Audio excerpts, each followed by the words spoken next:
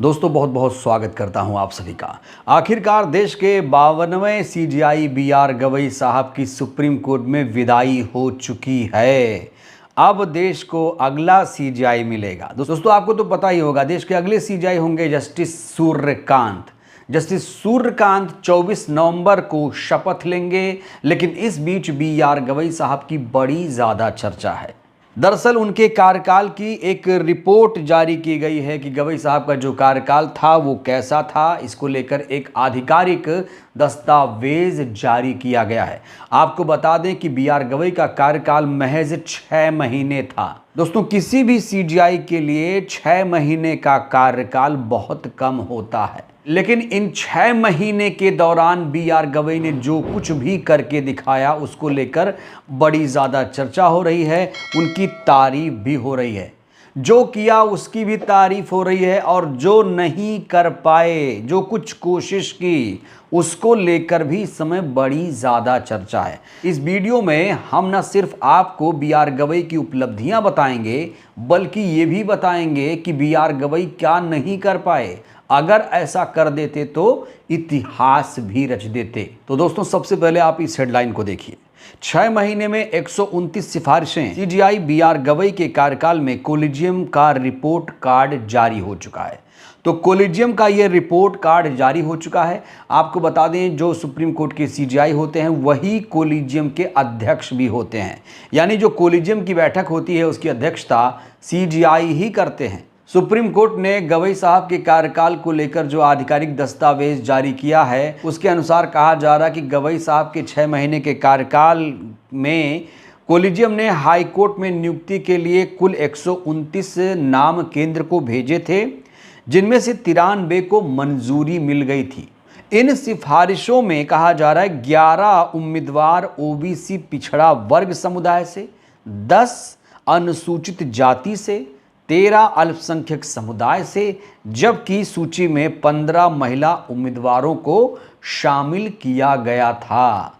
सोचिए दोस्तों, जो 129 नाम बी.आर. गवई ने केंद्र को भेजे थे कि इनको हाईकोर्ट में जज बनाइए, लेकिन सिर्फ 93 उम्मीदवारों का ही सिलेक्शन हुआ था। कहा जा रहा है कि बी.आर. गवई साहब नहीं होते तो तमाम हाई कोर्टों में 10 जज एससी वर्ग के नहीं होते, और उन्होंने अलग अलग समाजों से 129 नामों की सिफारिश की थी। खास तौर से वो सामाजिक न्याय का उदाहरण देना चाह रहे थे कि सामाजिक न्याय आप कैसे कर सकते हैं। उन्होंने एससी समाज का भी भला किया, ओबीसी समाज का भला किया, महिलाओं का भला किया, और साथ ही साथ अल्पसंख्यक समुदायों का भी भला किया, जिसे इस समय हाशिए पर धकेल दिया गया है। अल्पसंख्यक समुदाय से 13 उम्मीदवारों को जज बनाया बी.आर. गवई साहब ने। दोस्तों आपको बता दें, फ्राइडे को यानी शुक्रवार को बी.आर. गवई के कार्यकाल का आखिरी दिन था।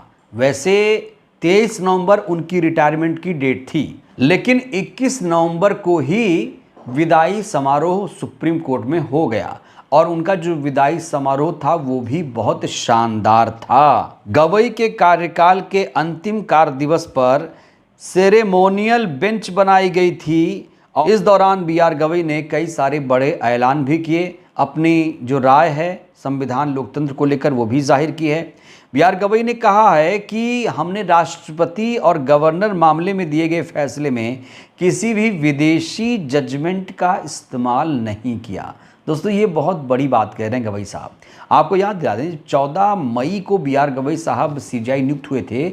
उसके अगले दिन 15 सवालों की सूची राष्ट्रपति की आ गई थी, जब इन्होंने तमिलनाडु के केस में एक फैसला सुनाया था। याद करिए दोस्तों, जिसमें विधेयक को लटकाने वाली बात थी कि भाई विधेयक आप लोग लटकाइए मत, चाहे वो राज्यपाल हो चाहे राष्ट्रपति हो।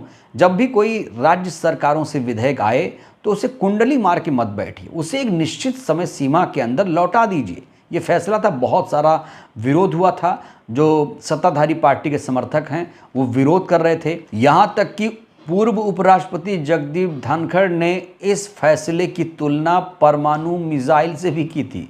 ये बात और है, आज जगदीप धनखड़ कहीं नजर नहीं आ रहे हैं, हाशिए पर धकेल दिए गए हैं। CJI B R. गवई ने कहा कि जजमेंट में हमने स्वदेशी इंटरप्रिटेशन का इस्तेमाल किया।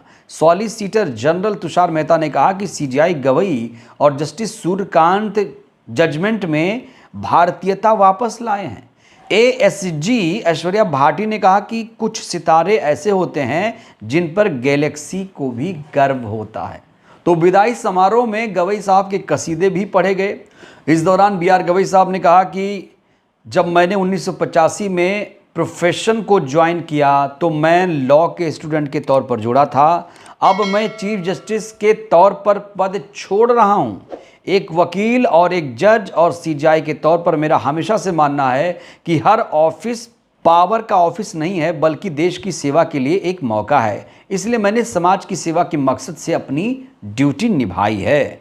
उन्होंने कहा कि अंबेडकर और अपने पिता से मैं बहुत ज़्यादा प्रभावित हूँ। उन्होंने कहा मुझे खुशी है कि इस कोर्ट में CJI के तौर पर मेरा पहला जजमेंट एनवायरमेंट से जुड़ा था। उन्होंने कहा कि इससे मुझे बहुत खुशी हुई। जुडिशरी में सुधार से जुड़े कई मामलों में भी मैंने फैसले लिखे हैं। एक CJI के तौर पर मेरा हमेशा से मानना रहा है कि एक इंस्टीट्यूशन के तौर पर हमें मिलकर काम करना चाहिए। गवई साहब ने कहा कि जब देश संविधान के 75 साल पूरे होने का जश्न मना रहा है, तब मुझे आर्थिक और सामाजिक बराबरी के पहलू में योगदान देने पर गर्व है। मैं उन सभी का शुक्रिया अदा करता हूं जिनसे मैंने इतना कुछ सीखा।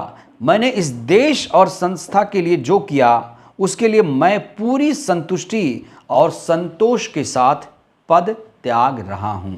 तो BR गवई साहब ने पद त्याग दिया है, अब वो CJI नहीं हैं। दोस्तों, CJI BR गवई की एक सबसे बड़ी उपलब्धि है बुलडोज़र मामले की। याद करिए, बुलडोज़र पर जब फैसला आया था तो BR गवई साहब ने एक टिप्पणी भी की थी कि सरकारें जज, जूरी, जल्लाद एक साथ नहीं बन सकती। आप बुलडोज़र एक्शन नहीं ले सकते। बुलडोज़र एक्शन जो है वो संविधान के खिलाफ है, अलोकतांत्रिक है, असंवैधानिक है। BR गवई के इस फैसले का भी सत्ताधारी पार्टी के समर्थकों ने पुरजोर विरोध किया था। CJI BR गवई ने बुलडोज़र जस्टिस के खिलाफ दिए गए अपने फैसले को सबसे अहम भी माना। अपने आखिरी कार्य दिवस पर जाते जाते CJI गवई ने कहा कि अगर मुझसे मेरे द्वारा लिखा गया सबसे ज़रूरी फैसला चुनने के लिए कहा जाए तो बेशक बुलडोज़र जस्टिस के खिलाफ वाला होगा। तो BR गवई द्वारा लिया गया सबसे अहम फैसला था बुलडोज़र जस्टिस के खिलाफ फैसला। तो बुलडोज़र चलाकर आप किसी को न्याय नहीं दे सकते। बुलडोज़र उसी की प्रॉपर्टी पे चले जो अपराधी है। ऐसा नहीं है कि किसी घर में अपराधी रह रहा है तो उसके माँ बाप, बेटे या उसके रिश्तेदारों को तंग किया जाए। पहली बात तो बुलडोज़र जस्टिस का जिक्र संविधान में है ही नहीं, और गवई साहब कह चुके हैं साफ तौर से कि ये जो बुलडोज़र जस्टिस है ये अनजस्टिस है, और BR गवई द्वारा ये सबसे अहम महत्वपूर्ण फैसला है। तो ये बड़ी बड़ी दोस्तों BR गवई साहब की उपलब्धियां थी। वहीं लोगों को मलाल इस बात का है कि काश BR गवई साहब EVM बैन कर देते, बैलेट की बहाली कर देते तो मज़ा आ जाता। लोगों को दोस्तों उम्मीद थी, देश की एक बड़ी आबादी उम्मीद कर रही थी कि अगर बैलेट की बहाली हो जाए, EVM किसी तरीके से हट जाए तो फिर इस देश में निष्पक्ष तरीके से चुनाव हो पाएगा। हालांकि EVM को लेकर BR गवई साहब कोई फैसला नहीं कर पाए। अब देश के अगले CJI होंगे जस्टिस सूर्यकांत। जस्टिस सूर्यकांत के सामने क्या चैलेंजेस हैं, क्या उन्हें करना चाहिए, क्या वो कर सकते हैं, दोस्तों हम फिर कभी इस पर चर्चा करेंगे। बहरहाल इस वीडियो में इतना ही। आपको क्या लगता है BR गवई का कार्यकाल आपके हिसाब से कैसा रहा? 10 में से आप उन्हें कितना मार्क्स देंगे? सबसे महत्वपूर्ण फैसला उनका क्या था? BR गवई से आपको कितनी उम्मीदें थीं? आपकी कितनी उम्मीदें पूरी हुई? राय दीजिएगा। बहुत बहुत धन्यवाद।